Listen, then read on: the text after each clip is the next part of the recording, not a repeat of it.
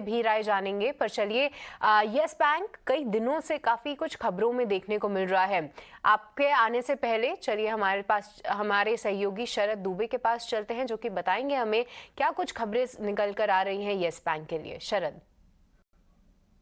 जी बिल्कुल, yes bank में अब देखा जाए तो कैपिटलाइजेशन पे जो है पूरा फोकस था। और इम्पॉर्टेंट बात यह है कि जो बोर्ड ने अप्रूवल दे दी है, अब यहाँ पे जो है लगभग 370 करोड़ के शेयर्स, नंबर ऑफ शेयर्स कह सकते हैं, और अराउंड 250 करोड़ से ज़्यादा के वारंट्स, ये जो हैं दो बड़े पी दिग्गज कंपनीज को मिलेंगे। एक हुई कार्लाइल, दूसरा हुआ एडवेंट इंटरनेशनल। अब इसके कारण जो है कंपनी की जो लिक्विडिटी रेशियो है, कैपिटलाइजेशन रेशियो, इसमें इंप्रूवमेंट देखने मिलेगा।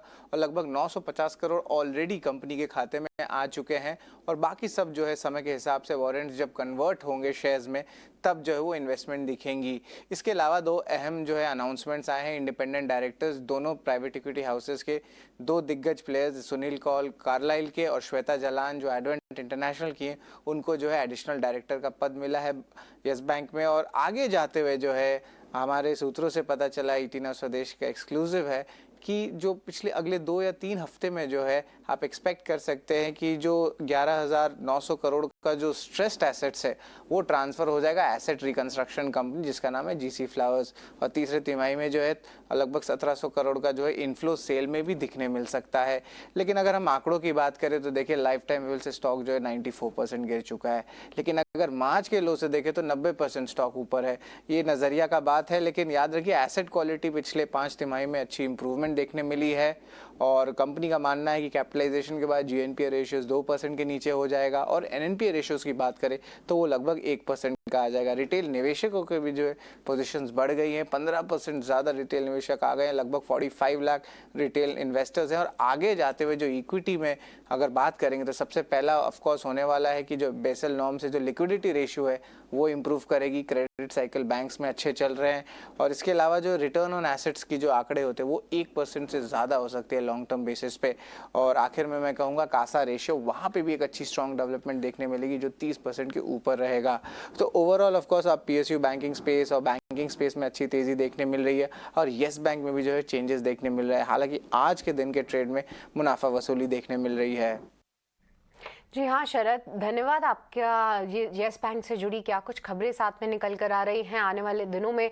जब हमने तेजी देखी उसके पीछे की वजहें क्या थी, जैसा कि आप कह रहे थे आज गिरावट का शिकार हो चला है यस बैंक। पर कुणाल आपसे समझेंगे क्या कुछ वॉल्यूम एक्शन इसमें देखने को मिल रहा है, क्या इतने दिनों से जो हम तेजी देख रहे हैं इस पर कितना भरोसा करना चाहिए, और क्या यहाँ पे भी एक इन्वेस्टर बाय ऑन डिप्स की स्ट्रैटेजी अपनाना सही रहेगा?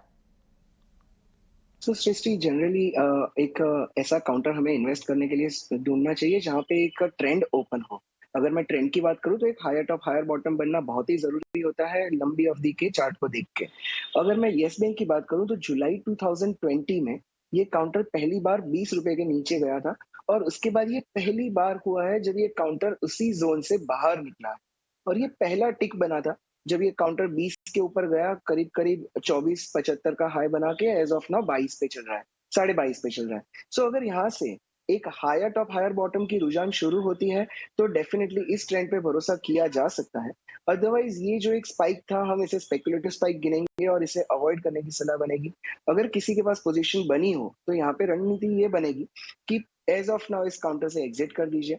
जो नया हाई बना था 24.75 उसी को ध्यान में रखिए, और अब की बार अगर ये काउंटर फिर से 24.75 के ऊपर जाता है तो एक नया बाय इनिशिएट होगा और उसका स्टॉप लॉस बनेगा 21 रुपीज का। बट तब तक मैं येस बैंक को अवॉइड करने की सलाह दूंगा।